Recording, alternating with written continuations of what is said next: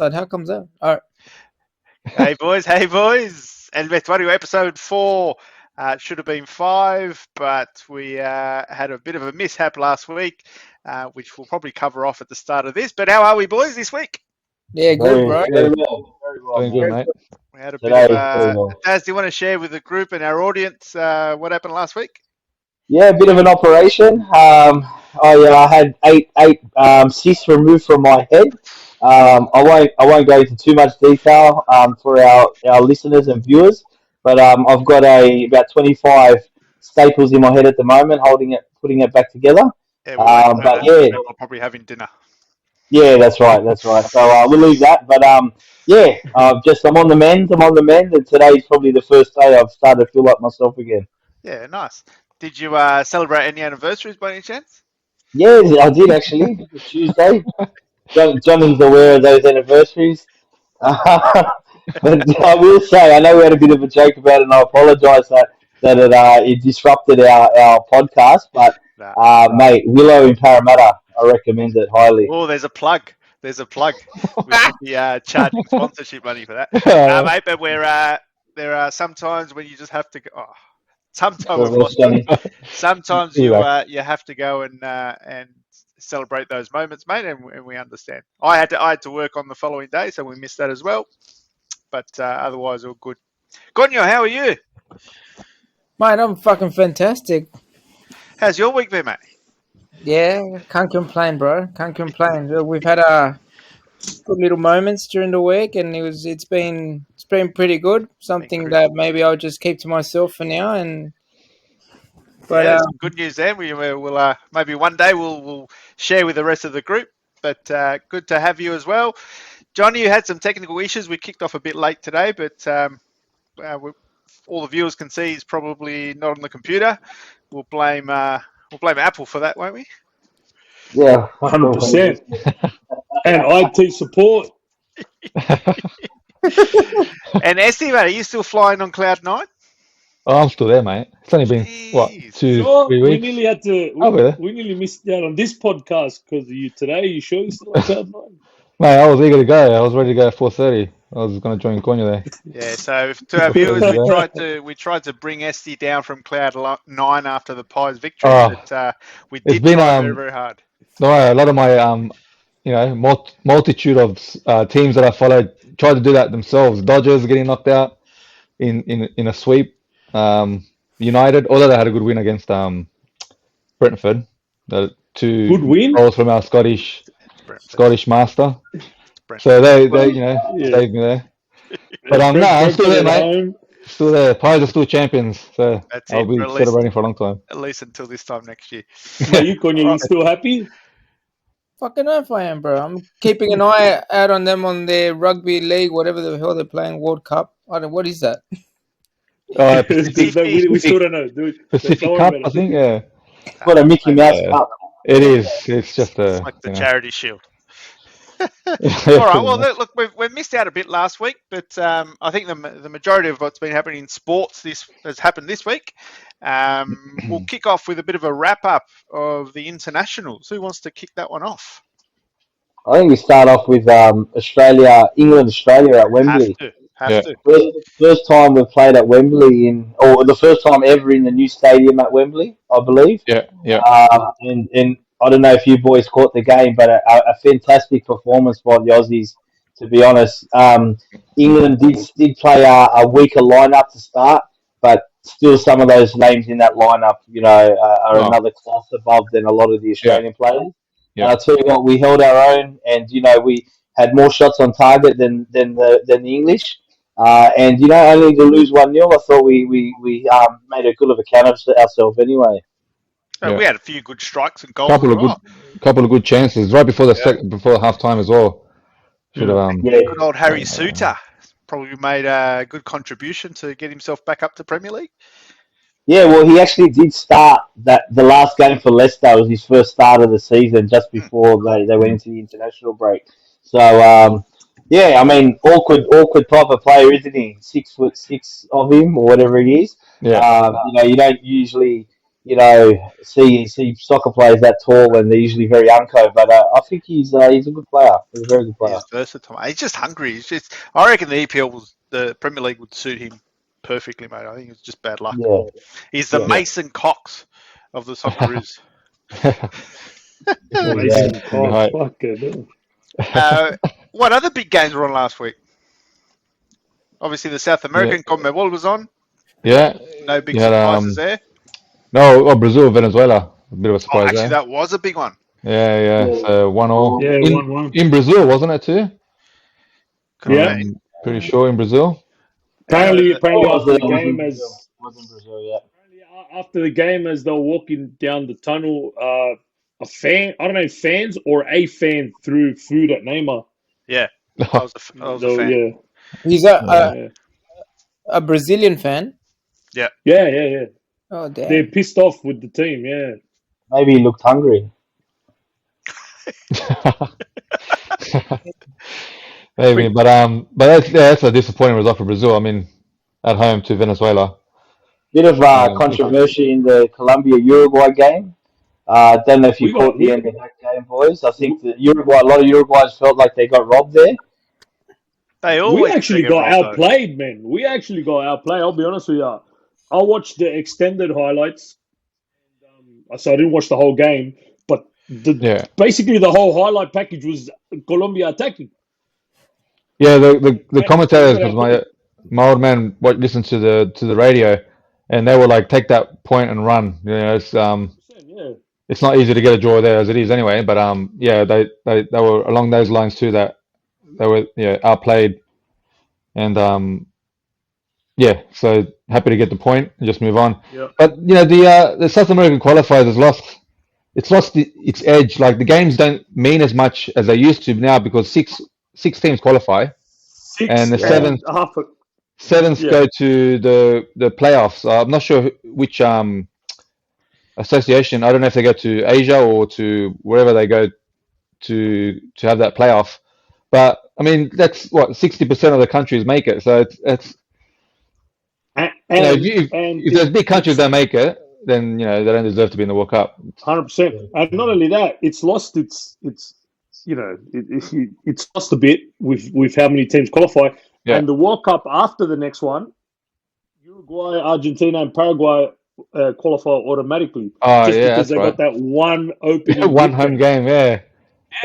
So like it's the FIFA has become a real joke. Absolutely ridiculous. Yeah. It is. Yeah. Like before the top four, you have to play for top four.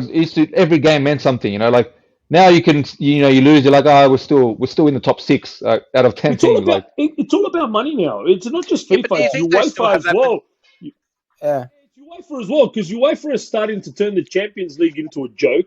In a year or two, it's going to be like a different format. Like there's going to be more teams that qualify from the same countries. The Englands, the Germanys. You know what I mean? So really, it's not the Champions League anymore. You finish fifth in the Premier League, or you finish fifth in La Liga, and you make it. So what is it right now? The top 5 leagues in Europe have an automatic 3 that qualify, right? 4. And then the top 4 out of the it's 4 out of the top. France doesn't have the top 4. Okay. England have 5, don't they? But that's next season. England. Next season. So next season, right now, the top 4 leagues. So you've got England, Germany, Spain, and Italy get top 4. Next year, the 2 best leagues out of those top 4 get a 5th spot. So at this stage, it's the Premier League, and it's always going to be the Premier League. And La Liga is the second best. And then you've got Bundesliga and Serie A is 4th. So La Liga and the Premier League are going to have top 5 now.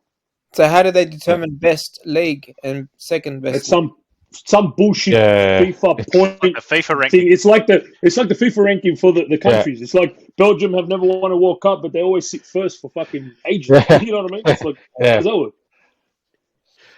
But so Esty, going back to your point, with CONMEBOL, teams saying they're not invested in it now because they're going to get 6. Do you still think that happens with you're representing your country with the players? No. Well, yeah. Okay.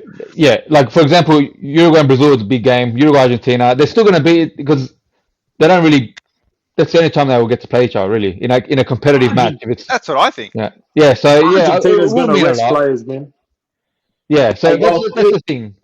do you think that they start these qualifiers in the Colin Ball too early? I mean, For you the know, last 2 years, It's long. yeah, it could you be. ready But to, they 2023. You know, we had a yeah, but it's long. very But they do it. late World Cup last year. The World Cup was, in November, December last year, and we're now not even a year on, and we're starting qualifying for the 2026 World Cup, Yeah. which is That's almost the only 3 way they years can do away. it, Daz. Yeah.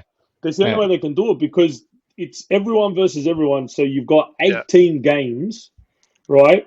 18 games, and we don't qualify for the Copa America. There's no qualifying for the Copa America as we I know, in but Europe. you can see how much your team would change in that 3 years. You know, the team Yeah. your team that's playing now, they could have a totally different squad by the World Cup. You know what I mean? Yeah. It's crazy Well, to start a campaign 3 years before a tournament. I feel like anyway. The- I don't, But how next- the format is, it's not group format. So it's like Johnny was saying, everyone plays League. everyone. Yeah. You get 18 games. What is it? Two fixtures a month, internationals. okay. Well, the next 2 fixtures are in November, Yeah. 17th And then and we the get a 22nd. break till March. Yeah. No, No, they next don't come September. back. They don't come back to September. Yeah, next Oh. September. Yeah, so it's almost a Because year. What is that? Is that when the Europeans start in September next year? It could be because they're qualifying for Because the they got the Euros still. Euros. Yeah. Yeah, Yeah, that's what I mean. yeah, So yeah, the Europeans have the Euros to qualify, then they've got the World Cup. Yeah. But they split them in groups. Yeah. Some groups only have 5 teams. yeah, You yeah. know what I Yeah, mean? so they're 5 or 6 teams generally. So you're either playing 10 or 12 games. Oh, sorry. Yeah, if there's 5 teams in the group, you're only playing 8 games. Yeah, that's right. Yeah. So yeah, if there's 6 teams in the group, you're playing maximum 10 games. That's what the qualifiers now look like for the Euros. There's a chunk of groups that all have 5 teams, and another chunk of groups that have 6 teams in the Euro qualifiers. Everyone plays each other twice. So I think that's coming to a peak now, isn't it? Because there's some teams that have. Is that a detriment? Is that a detriment to the country month. because you don't play enough games together? Possibly. Detriment to who? Or To the South Europeans? America? If we're saying for the Euros you're playing 8 games, or for the qualifiers you're playing 8 games in the group, but then you've got the South American ones, they're playing 18 games before the World Cup. No, together. but the Europeans Yeah. play 8 games in the group to qualify for the Euros, and then they play 8 or 10 games in the group to qualify for the World Cup.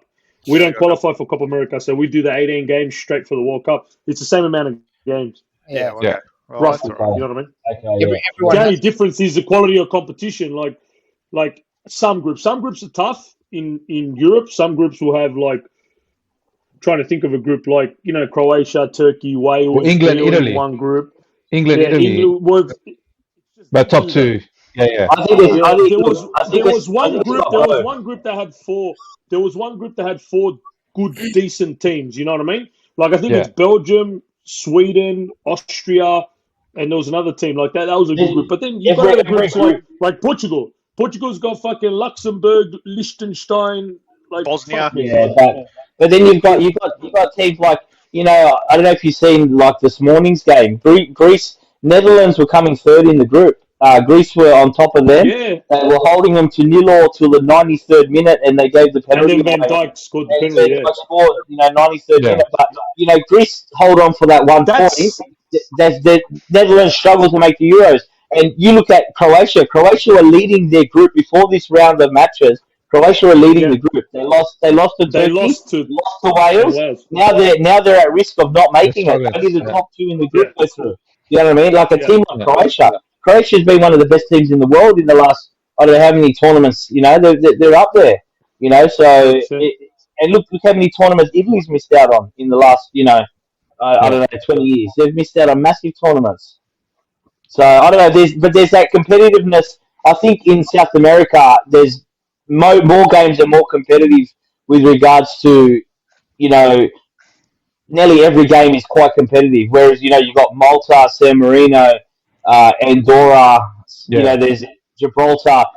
games where you're just expected that the team's going to flog you. You know what I mean? The other thing that you got to take into consideration with South America that they don't have to worry about in Europe is altitude. Like I guarantee you, Bolivia, if they were to play in Europe, they're shit. They're not going to beat anyone. They're like not as bad as a San Marino, but they'll be at the level of like I don't know, a Luxembourg, or no, probably it'll be better, like a Cyprus or something, right? But because in South America they have the benefit of playing half their games at home, you know, how many thousands of meters above sea level, they take points off teams. Yeah. It's home advantage. It's always a It's the tricky game. same thing. Ecuador's a better team than Bolivia, but they win a lot of their games to qualify for the World Cup at home in altitude. When they play at sea level, they lose a lot of those games. Yeah. I think Peru's at altitude too, Conyo? No. No, Lima's all right. We play in Lima. We're in sea level. So because there was there's 3 countries. I know Bolivia, Ecuador, and what about Paraguay? I don't know about. No. I know there's 3 countries, and it's like, and if you look at them, they get most of their points at home. Yeah. Peru doesn't have an excuse for not getting points. Hey. They lost to Chile, bro. It's been Chile. What happened there? Been tough. Once we changed managers and he didn't continue on, things just started going downhill for us. I understand the fact that we got to give the coaches time to adapt and get their friggin' style across and the players that they want and their game into the whole thing. But man, we're lucky we're getting fucking 70% of the continent into the World Cup. That's how I feel right now, man. Because right now, it's a little bit embarrassing the way we're playing. And I'll be honest, man, there's a lot of Peruvians hoping that we get thrashed in the next game. So this guy, Juan Reynoso, our new coach, is just gone. What nationality is he? He's Peruvian? Oh, he's Peruvian. Yeah, he's Peruvian.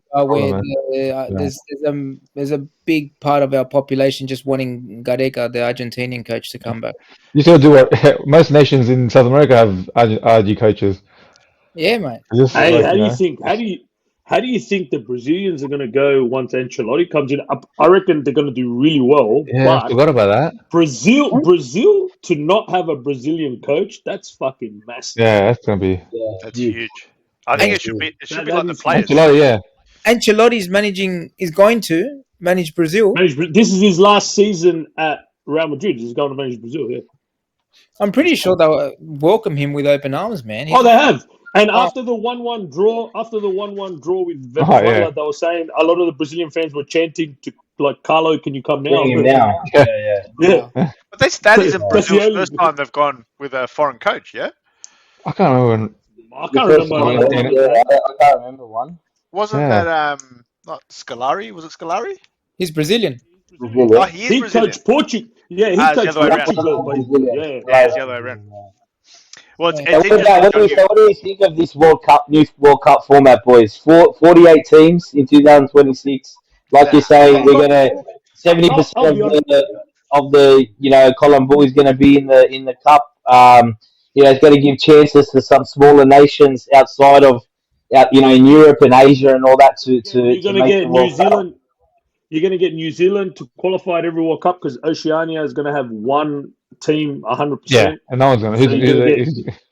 You're going to get a lot of. But look, let me tell you, the qualifying to it is going to be annoying, and it's going to be like you're gonna not look forward to the international break. I already kind of. I don't like it. Who likes the international break? I do. Look, I'll be honest with you. When it's getting closer to qualifying, like when it's getting closer to the actual qualifying, and Uruguay's always in that 4th, 5th spot. So the last 4 or 5 games of qualifying, I get really into it because it's do or die, right? Yeah. But other than that, the rest of the time I don't care. That's what I fear. The World Cup starts. We'll lose. The World Cup starts. We're gonna be happy, man. We're gonna look forward. It's more soccer. It's more games in that month. It's actually gonna be a 5-week tournament. There's another point to that, John. How many World Cup games do you kind of like at the beginning in the group stages, and you see, no disrespect to any country, but let's say you see Luxembourg against fucking Bolivia. Who's gonna turn the channel to fucking watch that? That's where you sleep. Nah, I'd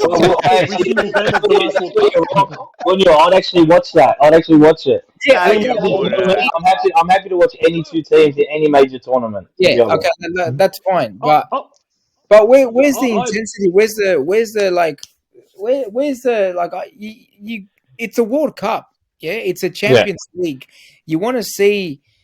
You want to see Brazil and Argentina. You want to see Brazil, France. You want to see England. You know what I mean? And Yeah. Well, it I watch happened in all the Qatar. games, How many Conyo. shit games I'll were be in honest. Do you Qatar? watch all the games? no, I don't watch all the games. No, 100%. No, in the group So stages, the ones that you're not interested in, there are some that I'm thinking, yeah, all right, I'll sleep through this. Yeah. yeah, but like even- when Iran played Wales, I slept. I couldn't give a Yeah. fuck. Yeah, But but like, anyway, in but- saying that, how good is no. it just having it in the background anyway? Just having it in the 100%. background, the World Cup's Yeah. on. The World Cup's on. 100%. Even if I sleep on the lounge, I wake up, the World Cup's on. Oh, yeah, and then go back The to one bed. thing I do, Yeah. the one thing I do Yeah. really enjoy watching though, but I'll probably just enjoy for like the opening game, is when you see a country qualify for the first time, or you see a country qualify for the first time in like 50 years. Watching their fans that opening game for that country Yeah. is amazing. And that's what It's you're going to something get. else. That's what you're going to get with this 48 teams. You're going to get a lot of that.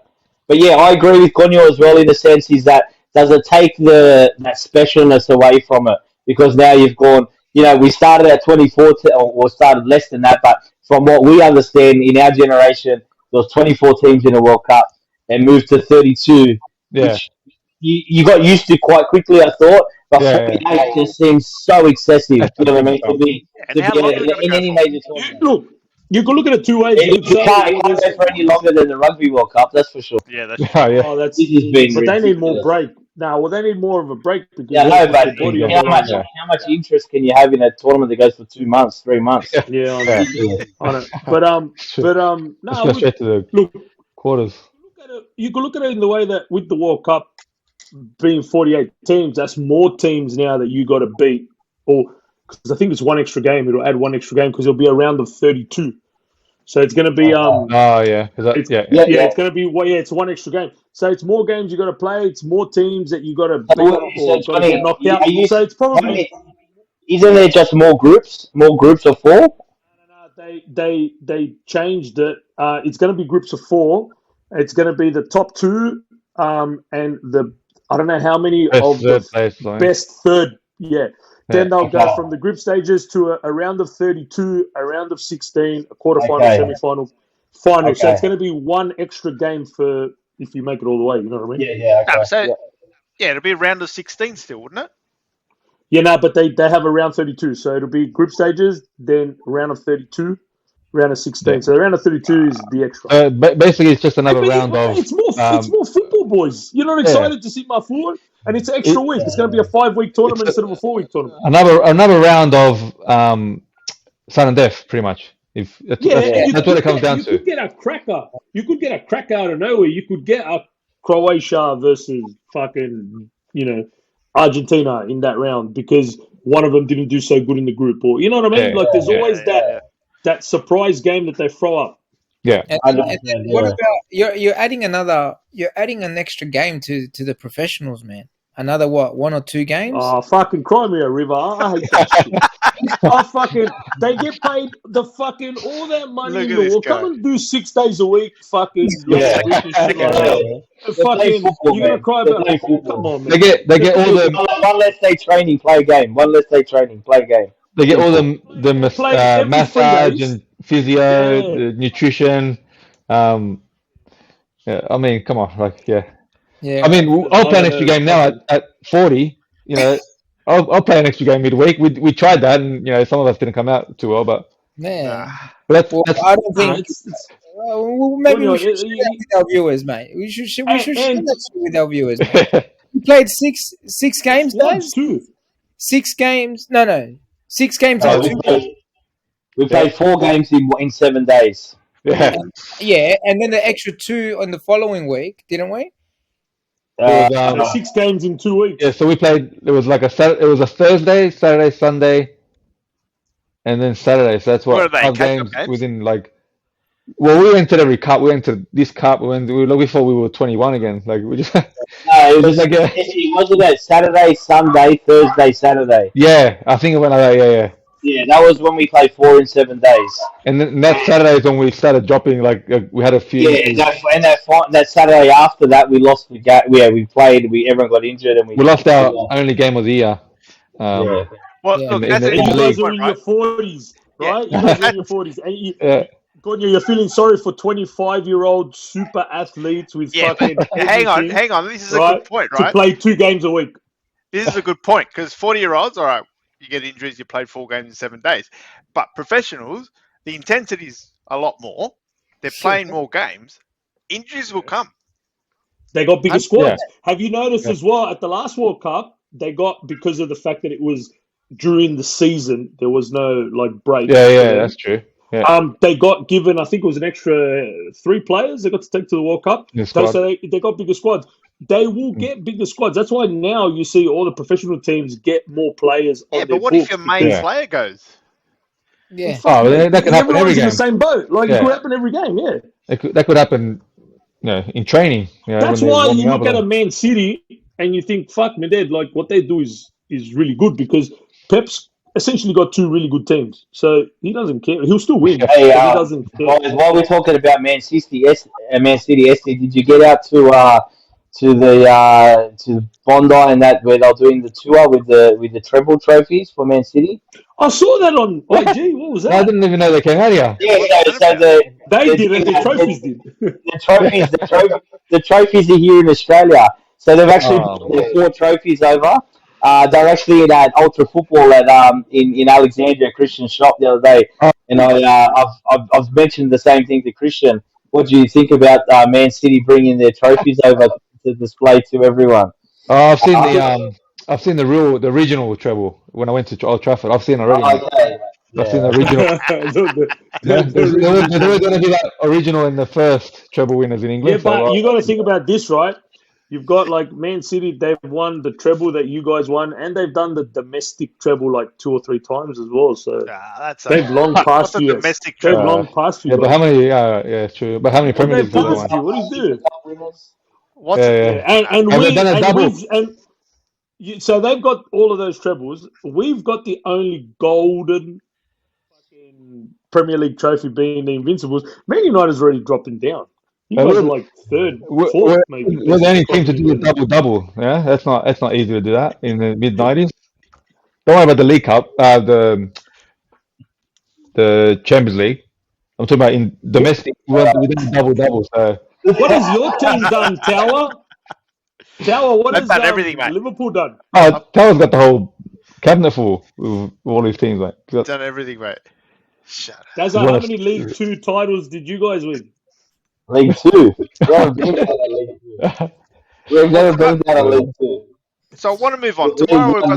Tomorrow we've got some good big internationals. We were talking before you came back on, Johnny. We've got Peru and Argentina tomorrow, and I want to touch again on your views on that, Gonyo, about you spoke about Gareca and Reynoso now, and it was a good point talking about these smaller teams who don't have that youth development, right? So you said before Johnny came back, Gareca wanted to kind of rebuild the youth team from the start, build it and make sure those players are coming through. Because let's face it, Peru don't have any players that I know of who are playing internationally.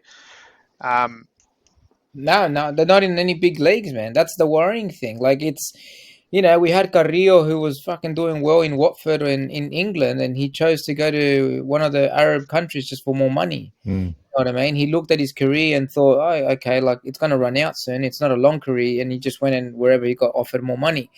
Yeah, all right. What it is, but and then Guerrero, man, he's that's it. He's on his last legs. He shouldn't really be playing, man. But we keep calling him back because we don't have a number 9.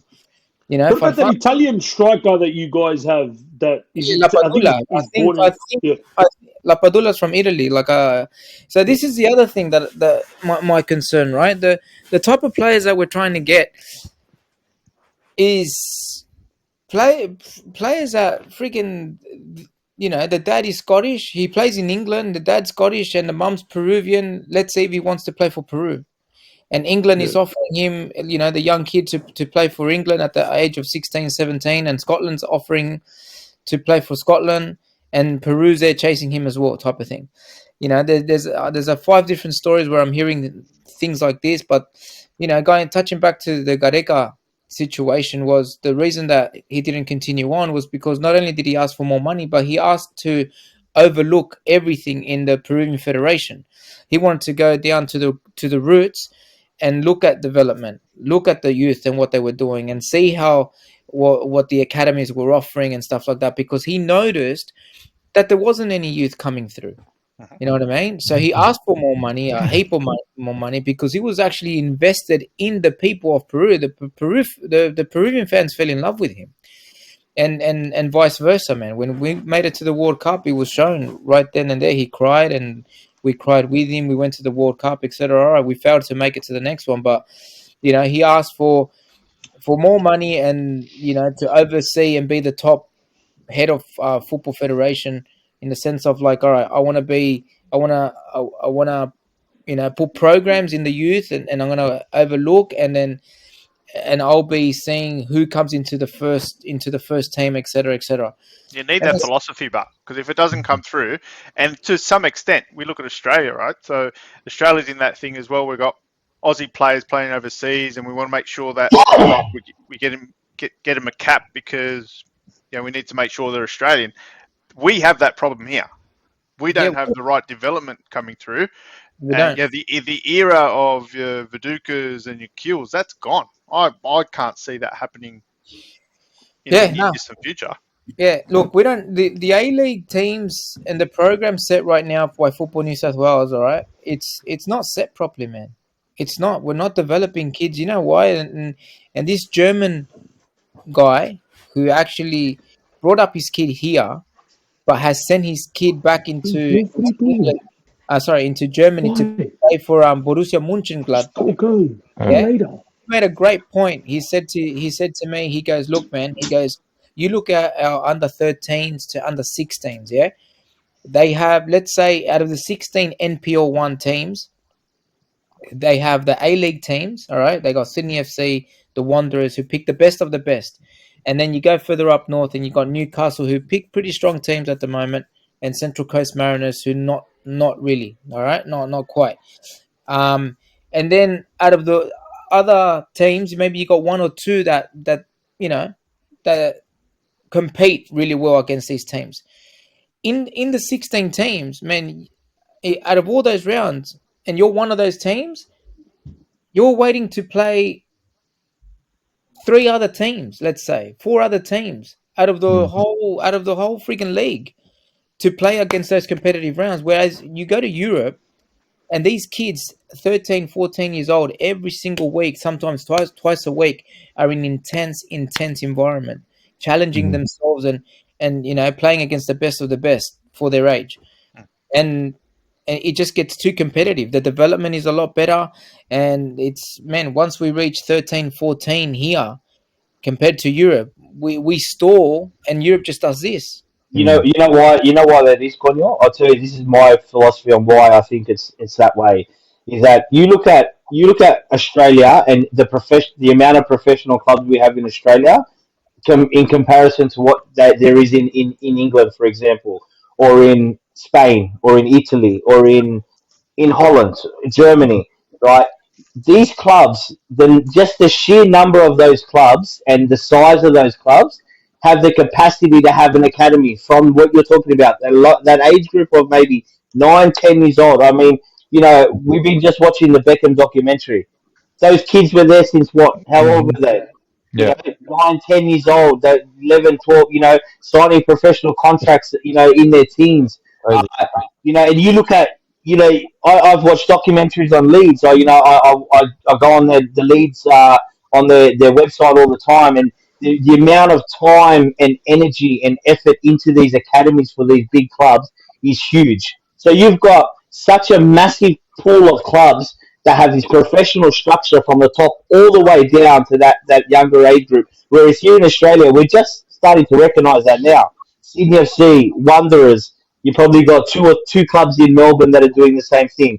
Maybe Central Coast, Newcastle, I don't know where Brisbane and Adelaide are at, but what are we talking about? There's 6 or 7 teams in the country that have this academy set up, Mhm. and it's fresh. How long have we had it for? How long have these Sydney FC Wanderers had these academies? It's been in the last 10 years, 5-10 years. So I think we still don't have. There's not enough there, and not enough Yeah, but funding. Daz, There's not enough. wouldn't you argue, and the only reason I bring this up is because the argument was made to me by a mutual friend of ours, your mate, or you're close with him, Philip Filiotis. Yeah, We were producing better players when we had the NSL than what we are yeah, now. yeah. And I thought it was crazy when he said that to me. I go, really? Like, do you reckon the NSL? And then I started thinking about it. Well, he's right. That 2006 team was basically, a lot of them came out of the NSL. A lot of them. Q Mhm. didn't. He went straight to England, but a lot of them did. Yeah. A lot of them played NSL. Yeah, So, but like, you look at we that did something right before. Why did we go away from it? You look at that 2006 team, John. The majority of that team left Australia early. early, man. They left. Grella left early. Q left early. Cahill left early. But Yeah, Viduka, yeah, Risky. and Viduka was you're maybe, right. Viduka And didn't. it's Viduka still, was yeah, Melbourne Knights. yeah. yeah, it was. Yes, he was. Yeah, but I'm saying like Viduka was maybe one of the only ones that actually was in the Yeah. NSL. But yeah, but you got to remember now. It's. You're right though. Like we're still struggling here in Australia. The setup here isn't good enough to produce these players. And what you're seeing now, there's still so many players going straight overseas. Connie, you'd know yourself just being in that scene. With a kid at that age, and Seth's only 14. Wait till you get to 15, 16. You're going to start noticing players that Seth's playing with or against week out, week in, week out. They're getting sent straight overseas. Because I've seen when Christian was playing with, a lot of kids up until under 15, that next year, when they turn 16, 17, a number of them went to go try overseas. And I think you'll be surprised how many young Aussie kids are actually overseas. I'm Healthy, telling yeah. you now, it'd be in the I'd say 400 to 500 kids are over there. I'm being honest with you. Yeah, yeah. But that's not a bad thing. 400 to 500 kids. I'm That's not not a saying bad it's a thing bad for Aussie thing. football. It's not a bad thing, but going back also to what Conyo, we started talking about this conversation with Peru. You've got to start in your own country. You've got to Yeah. start producing the youth. Look at Uruguay's a perfect example. Small country, 3 million people. Look at the youth system there is done very well. Especially there's probably 5 or 6 clubs in Uruguay that have produced so many fantastic players. You guys would know more than me about. You see, they groom their players up to a certain age, then they might send them to Argentina, Brazil, or straight over to Spain, Europe. You know what I mean? But Uruguay's been doing that for how long? Yeah. Why is a country like Peru, which has 5 times the population or more than what Uruguay have, why can't they do the same thing? Why don't they have that set up in Peru? Is that what you're trying to say, Conyo? Is it there's an issue there, isn't there, There with is the an way issue. that you're set up in your country?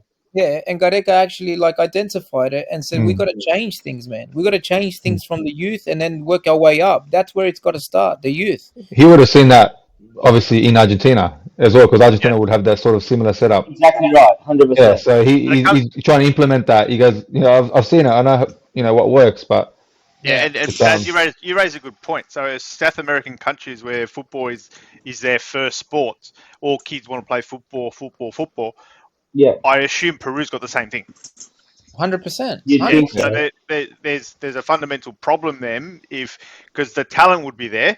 Yeah, It's just that they're not being developed. So Australia's problem is, I think the registrar, I don't know what the latest is, but football had the most registered kids in it's the most played sport most play in throughout the Australia. juniors. Yeah, Right. It's the 100%. most played sport in Australia, but it's also one of the most the expensive sports. yeah, Yeah, it's the expensive yeah, as well. least So funded. that's another yeah, problem. So you're missing out on talent Yeah. because yeah. a parent potentially can't pay for a kid to play. Hmm. But there Um, are. Speaking to Nick a few times, if a player is good enough, a lot of teams do like a scholarship type thing. Like if a player is good Yeah, enough, but they Yeah, can't afford their parents, can't. They're poor, they're broke, whatever. They can't afford for that kid. the player's good enough, the club will give him a scholarship to play. Yeah, but that's if they have a chance to get in front of a club like that. So That's I've got a mate who's That's right. he's got a kid playing in park football near Kemps Creek, and he won't get a chance to see unless there's someone at the right place at the right time that sees the kid and takes him over. But yeah, we're looking at potentially how many players are we missing because they just can't get through. I think once the kids here in Australia get to the end of their youth league career, so there's generally under 16s. Next step to 18s. Is that what it still is? It goes from 16 to 18s. Am I right? Yeah. Yeah. I think we lose a lot of talent, a lot of players. There's not enough from that point to that point. There's not enough opportunities for our players to keep going with football. There's not enough, and even into their early 20s. I think I'm pretty sure I read the other day they're gonna increase the youth under 20s. Is it under 20s in the FPL? Is the first grade under 20s? Sorry, it is. It's under 18s, under 20s, and then first grade. I heard that under 20s might be getting pushed up to under 22, under 23. I have to. Yeah. And it's how it should be. Big gap. Why do we have under 16s to under 18s to under 20s and then try and make first grade, right? Yeah. But in Europe, they got under 17s, under 18s, under 19s, and then under 22s or some shit like that. Yeah, look, I'm not sure. First grade. Yeah, I'm not sure what they have there, but like we're saying, Gunya, like their setup over there is so much bigger than what we have here. You got championship clubs with world class facilities, world class academies that are there in Europe playing against quality, week in, week out. We just don't have that here. No. You've probably really got. I don't know. What do you think in Sydney? How many really good youth clubs do you think there are in Sydney, Conyo? Like, which are the elite? What do you got? 5 or 6? You reckon that are up there that do everything like at that top notch level? Yeah, I think so. Doing things properly. Yeah. Things properly, besides the A-League teams, another 3 or 4. I mean, you still got your Sydney Uniteds, your Bonnyrigg White Eagles still picking players because of their background and because of people involved in the club. Yeah. And we know, like we can say it on here. I've got plenty of Croatian and Serbian friends, and everyone knows it. They're still doing that now. Like how can you do that at that? Yeah, their favoritism at clubs like Marconi. How can you still be doing that now? Yeah. At that level, they're still doing that at that level. It shouldn't be there. Yeah, they should be. Right. And then, I've had coaches and other people kind of admit to me, part of the clubs, and say, look, it is what it is, man. But yeah, you have to allow those kids that the parents sponsor the club, and allow them to be part of the club. Yeah. Whether they believe that shit exists here. Yeah, and it is what it is, and you just got to, everyone knows it, and you just cop it on the chin, and that's it. Yeah, there's a lot of that. Sort of. You get that you only get that at the ethnic run clubs like Sydney United, Sydney Olympic, Marconi, stuff like that. Because the years that I was at Blacktown, we didn't have that shit. You don't see that at Olympic anymore, right? Sydney Olympic, you don't see it anymore. You look at their squads, and there's very limited Greek players there, right? To be honest, I never saw it. I never saw it at Blacktown. I saw it at Leichhardt. At Leichhardt, the president's son was in my team. But I seen it at other places. But the Aussie run teams, and I doubt you would see it at like Newcastle and Central Coast and teams like that. Wollongong Wolves. I mean, they're A-League. Well, they were I mean, Central Coast and Newcastle A-League based clubs. You don't see it under. Yeah.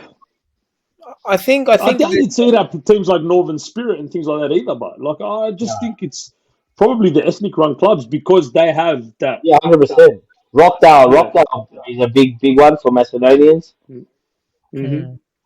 And I'm sure the same thing happens in Melbourne. You know what I mean? I'm sure the same thing happens. 100%. Be heaps of that. Yeah. Well, that's a good segue because the A-League starts this weekend, boys. It does. Yeah, it does too. On Friday night, we have... It's been like a lifetime ago that the... it feels so long.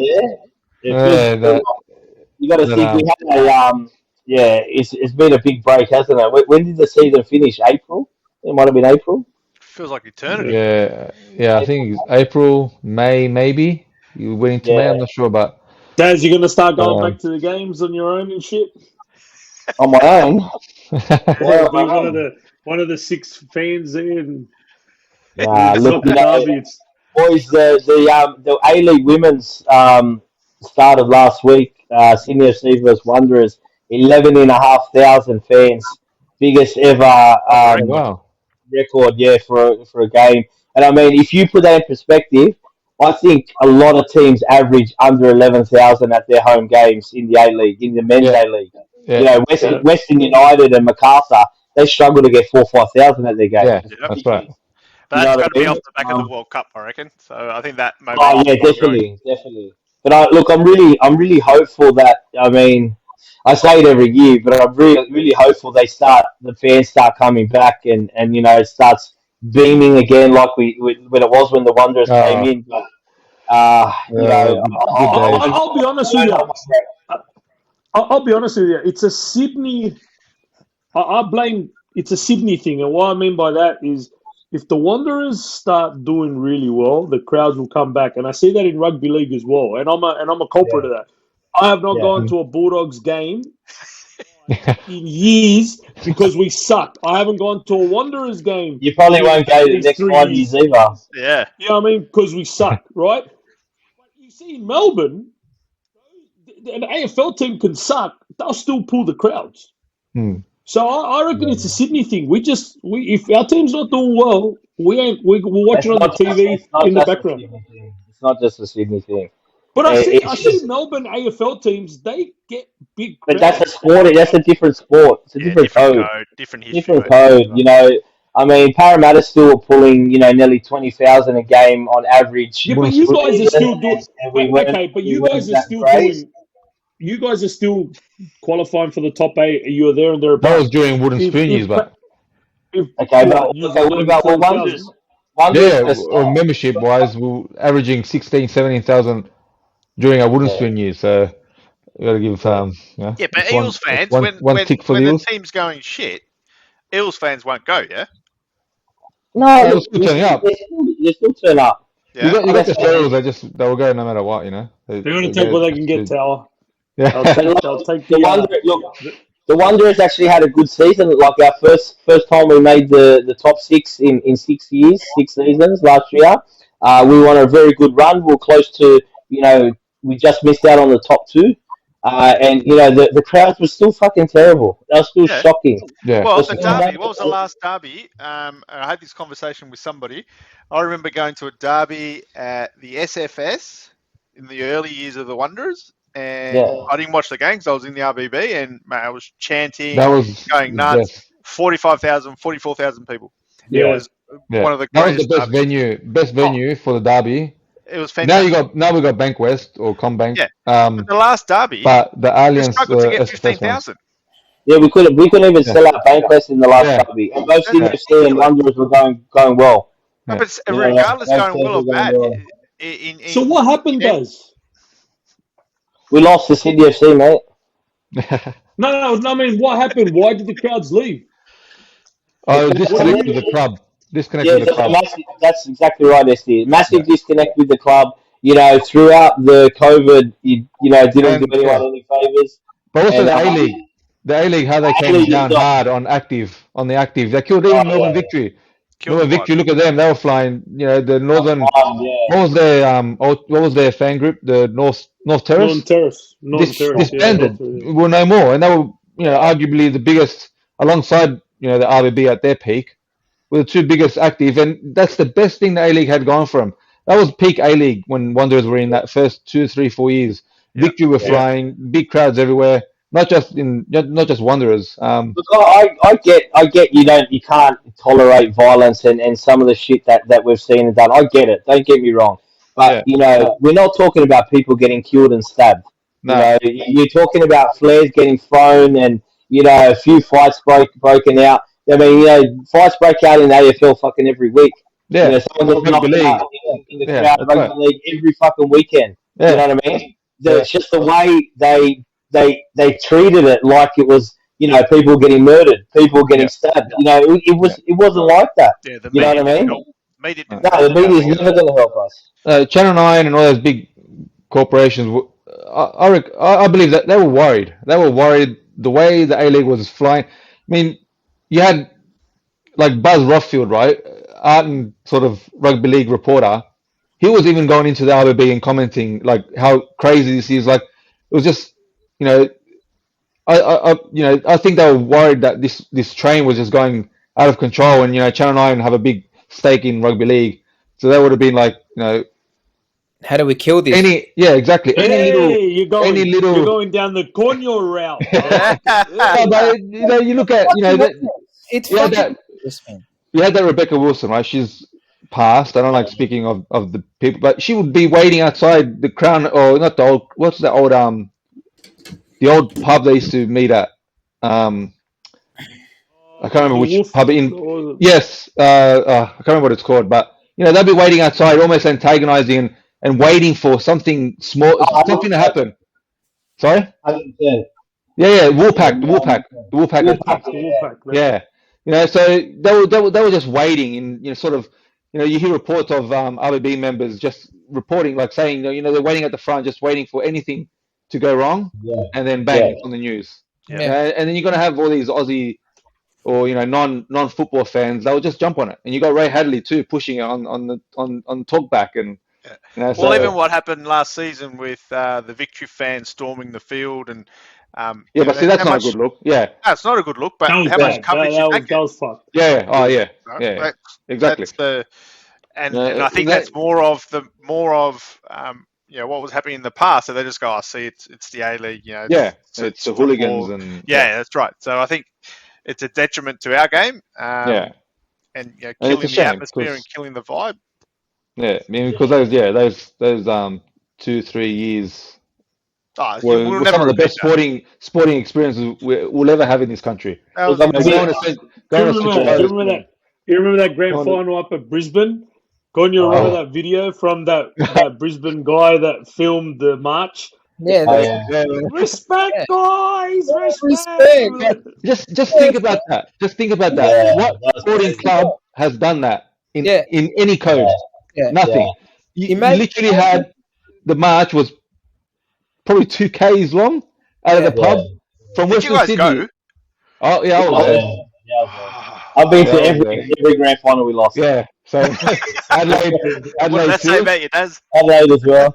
Adelaide. Nah, But not Adelaide. Not Brisbane Adelaide. was good for the fact that we were in the lead until the 86 minutes. Yeah. It was there, and then I can't remember what it was. Berisha, I think. It's- look, Or- unfortunately, I think there's going to be a long time between drinks before we get to that again. And yeah, we've, I agree. we've just mentioned the A-League just now. We haven't ourselves talked about it much, or if at all, on our chat in the last week or two. And the A-League starting this Friday. Where's all the media? Where's all the advertising? Where is it all? I just what is Football Australia? What are they fucking doing? Like, honestly, what are we doing with this fucking league? We actually should get them on. We'll Yeah. try and see if they can answer a few tough Who questions. are we going to get on? Who are we going to get on? Do you know anyone? Do you know anyone that's there? We don't know anyone. We'll slip into Call someone's Foz. DMs. Actually, don't call Foz. He's That was too he'll busy take us on a rabbit hole. He's too busy fighting a good fight. Well, Yeah. big game on the A-League on Saturday night. Sydney FC versus Melbourne Victory. That's not a bad game to kick off. We're not The- Sky Always Blue a good fans in game. this group, but The Always big a good game. the big That's blue. gonna be Is the that what highlight. they call it? The big blue, yeah. Yeah. Hopefully I'll be some honest, man. intensive Who to gives kick it two off. fucks? There Down, Johnny, mate. there's your problem. There's your problem. Yeah, There's your that's, problem right I there. know. You're Right there. winding There's him a up. I love problem it. right Diego, I knew Fucking it was. terrible. I thought it was going to be It's different, fucking mate. terrible. It's fucking terrible, honestly. Well, hopefully we Yeah. get some good talking points. I'll have a review for you next week, Johnny. Don't worry. We expect a good review, and I'm also going to ask for Aussie's broad review from you, Daz. I'd 'Cause rather No Daz worries. give us We'll a do it. championship review than a fucking A-League review, let me tell you. that was a good one. Wanderers kick off against Wellington. Wellington, Against Wednesday on Peñarol. Sunday. Against Peñarol. Ah, Yes. It'll be interesting to see because at the same time, an hour later, the Kings play their third home game and they've averaged 14,000 their first two home games. Wow. They averaged more than the Wanderers did at home, and that just Oh, tells you And the it's opposite better. directions. You know, NBL Yeah. It's better NBL's too flying at the because moment.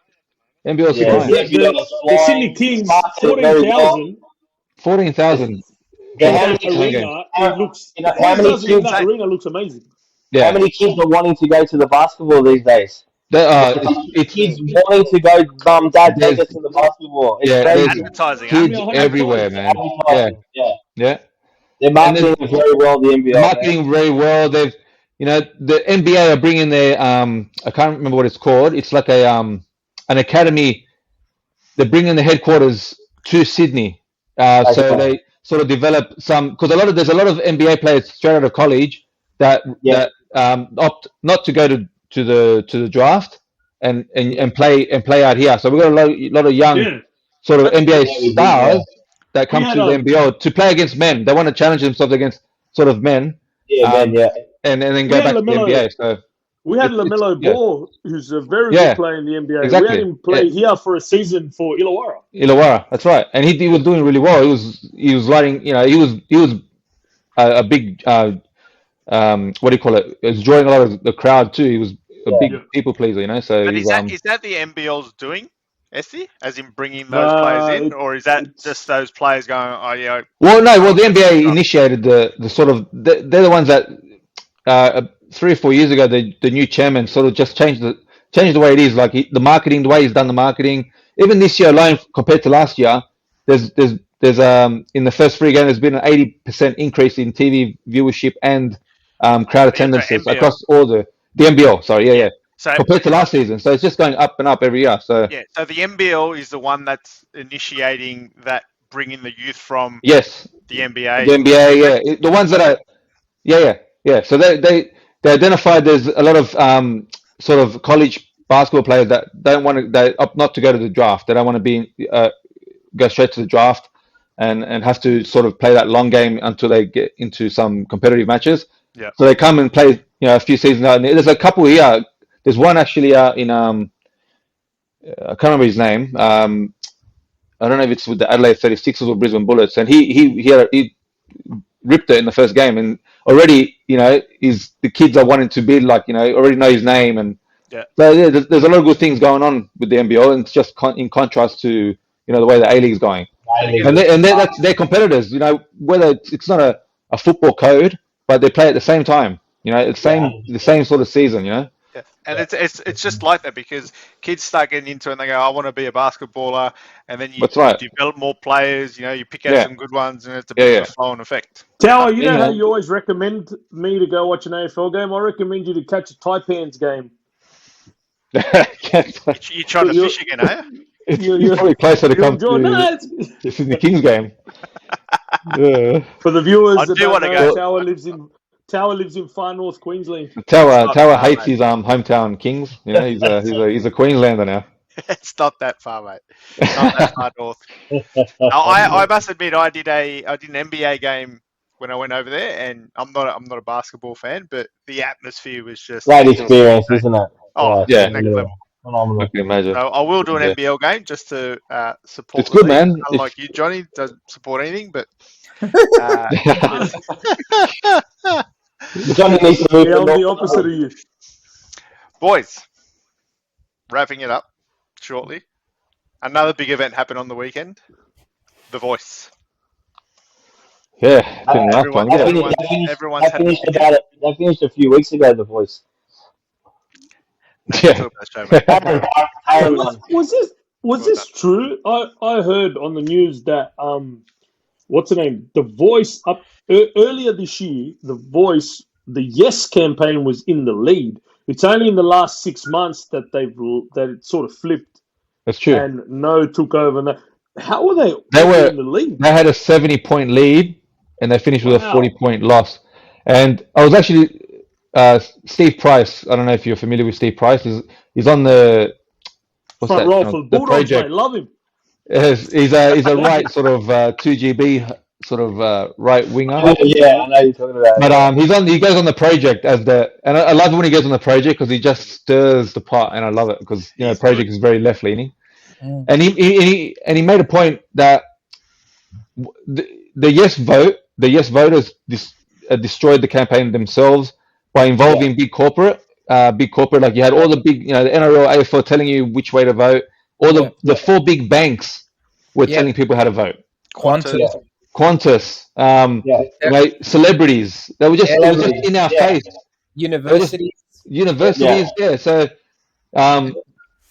making you feel like garbage if you were going to vote no. Like it's just they give you options. So that's where he believes it went wrong for and obviously Scott Morrison, Albanese has a lot to answer for. Like you were saying, Diego, off a few days ago. Like surely this has got to impact his 100% though. It's a massive failure for it. And have you seen Dutton? Dutton came out and basically said that if he gets elected, there'll be another referendum straight away. He squashed that now. He squashed it. Did he? He squashed it. He Wow, goes, they think even that's a bit of a kick in the face of Dutton as well. But the one thing everyone keeps saying, even the no voters, and this is we talk in our groups about this. This isn't about we're not wanting to improve First Nations lives or anything like this. It's how the Yes campaign went about it that actually lost it. Yeah. Right, and I think we can all agree. Even That's that First Nations, like I felt it to be really patronising to our Indigenous people, to be honest. The way that the Yes voters went about it, and I think that turned a lot of people off. You know what I mean? I really do. I am surprised though at the vote. I did think Yes we're going to win. I just really. I did think Yes we're going to win. I think more because I had a lot of the no voters weren't very vocal about voting no. I think when we had a chat about it ourselves, Diego, on the chat last time, I think we all sort of opened our eyes up a little bit to it. And, I don't know, but at that time, I just assumed everyone was going to be voting yes. I just had that assumption because that's all I heard. Like you said, Estes, they went corporate. They went to celebrities and they're shoving it down people's throat to vote yes. And unfortunately, it wasn't, I just, like I said, I think it was patronising to the Indigenous people. I think they went about it the wrong way. And I also think that the yes voters lost sight of why people were voting no. And they really lost sight of it. And that's what, lost them the vote. Yeah. And that's one of the things Steve Price said. Good that you brought it up because he makes some really good points, right? The job of the Albanese government, they had a $20 million marketing budget. Their job was to convince the ones in the middle, because the ones that were already voting yes at the extreme were always going to vote yes. Yeah. The ones voting no at the extreme were always going to vote no. So they had to win that middle ground, the ones that weren't sure. And that's like every election, the marketing wasn't good. The clarity of what the voice was going to be about. That's a big one too. They weren't able to convince.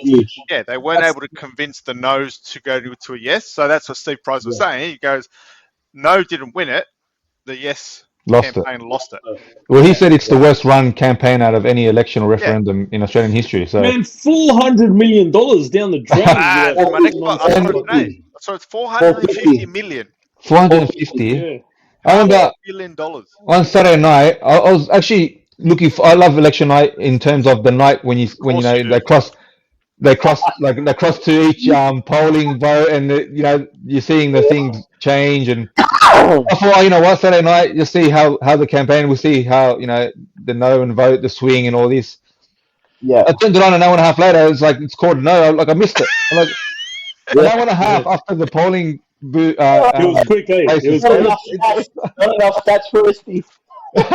I think the ACT was the only territory, the only state or territory that voted. Isn't this also the fact that the Northern Territory had almost 70% vote no, and it's the most.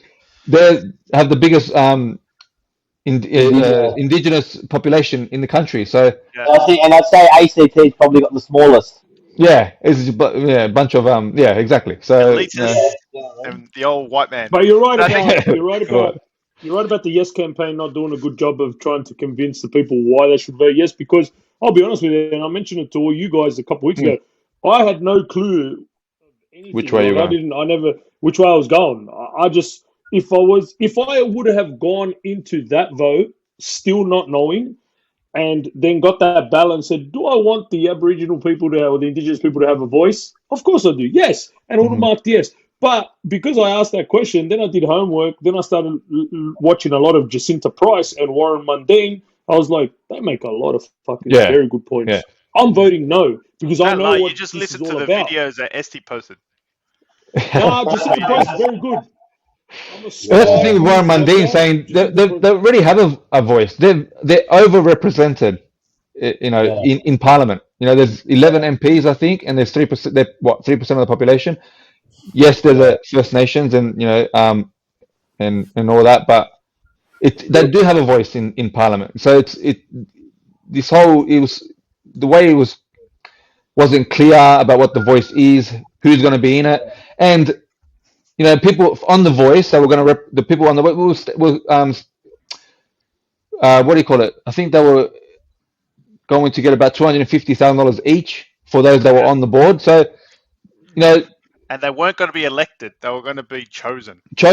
So it's just Anyway, there's a lot of ifs and buts. It wasn't clear enough. That was a big one for me. But there was in Parliament. $250,000 to sit on the voice. Who. So Today in Parliament, there was a question posed when this 450 million spent on this referendum came up. One of the Liberals asked a question. There's a school in Alice Springs that for the past 3 years they've been asking for a funding of $12 million to build accommodation for underprivileged kids who potentially go home after school and may get abused, may get bashed, or may not eat. So this funding was to build accommodation so the kids can stay after school and stay within if they, the school deems it to be dangerous. 3 years they've been waiting for this $12 million, and the government's done fuck all. Yeah. So and then they go. But Albo did go out to the Red Centre the other day and cried about, Muslims and all this. Did you see that? There's just so many ways you could spend that 450 million to improve, the indigenous and the lack of whatever they're lacking, in their what's it called? I think they said something with life expectancy is a lot lower than than the rest of it's crazy, there's so much more that money could have went to, and I think it's just that arrogance of, everyone just wants to, put their hands up, I'm voting yes, we gotta help these people. Are you actually fucking doing anything? Are you actually fucking doing anything? Yeah. You know what I mean? We should get Craig Foster on next week. Virtue signaling. Oh, fuck. All right, boys, we've almost gone over the hour. I know there's another elephant in the room. There is a topic of a particular feud happening in other parts of the world, but we thought it best to perhaps not bring it up, or perhaps we'll wait another week and we bring it up then. But Man United and the Glazers. We'll get to that later. That's the other feud. All right, boys. Well, enjoy the rest of your week. One quick one, Tower. Wait, no mention of the Pumas, mate. You guys are in the semi-finals of the Rugby World Cup. Yeah, congratulations. Talk about this. It's an Aussie coach. The two semis Saturday morning. Saturday morning. Yeah. It's an Aussie coach. Michael Decker's in there as well. Yeah. Coaching Argentina, not Australia. We won't know, but anyway. Imagine Argentina winner. Argentina wins the Football World Cup and the Rugby World Cup. Didn't the Pumas win a Rugby World Cup not long ago? No. No, mate. Not the World Cup. No. That was a Football World Cup. That was Messi. That was our last. That was a round ball, mate. The Pumas actually started playing better when they got put into the Tri Nations, which is the 4 nations now, and their players are professionally playing in Europe. Yeah. That's the start of that revolution. And they play a real attractive kind of rugby. It's almost like rugby league. They throw the ball around. They're almost like, they're trying to be football players on the field. Like the side, it's not very like 1 out hit. ruck Yeah. and more and all that. It's really Cunha, and the expensive when they're fans, throwing the ball around. the RG fans are just like soccer fans. You should have seen them the other day when they won. They were singing like, Yeah. ah! And they've all got the Yeah. Messi shirts. That's true. Oh, I love Oh, No, love it. honestly, good luck, boys. That's a big achievement for Argentina. Hey, I'll give them And a shot. I'll give them a chance against And All let me Blacks. and let me How tell did they you, New win? How did Zealand, they win? obviously, New Zealand is the greatest rugby team for a very long time, probably ever, right? But Yeah. New Zealand at the moment, They're not they're playing well. not as No. yeah. They're scraping. They were and they don't play as good Ireland in were Europe as actually well. favourites to win. Yeah. Ireland Yeah, are number one in the To world. win the whole thing. Ireland, the number one in the world. Ireland and South Africa were the two favourites. Yeah. Look, and look, the Kiwis. I mean, obviously the All Blacks are a champion team, but they have struggled in the past in Europe as well. Struggling. But Yeah. you know, I still think that. Look, I don't know if the Pumas can get close to them, but They'll they still challenge wouldn't them. be They'll favourites. challenge them. Yeah. They've already Yeah. beaten them. They've already beaten them recently at home. They have been them. Yeah. Yeah, So right, is it your yeah. turn this week in the betting tower? Maybe a sneaky tenner on I had the a shocker. I snuck the into the Pumas? betting, our bet with mates, and it wasn't good. So Oh, whose turn is it this week? that means Jan it's fucked me me. up. Esti's up this week. US? At least I got the Premier League back to put something on because I would have been. I might chuck in the Pumas there, maybe like a 1 to 12 last night. I don't know. We'll Little see. cheeky Yeah, bet in there. nice. Yeah. All right, boys. Thanks again. mate. What a great week. All to Yeah. our viewers, Enjoy. thank you. We subscribe to Yeah. our channel, and we'll see you all next week. Yeah. All right. Yeah. See you, boys. All right, see you, boys.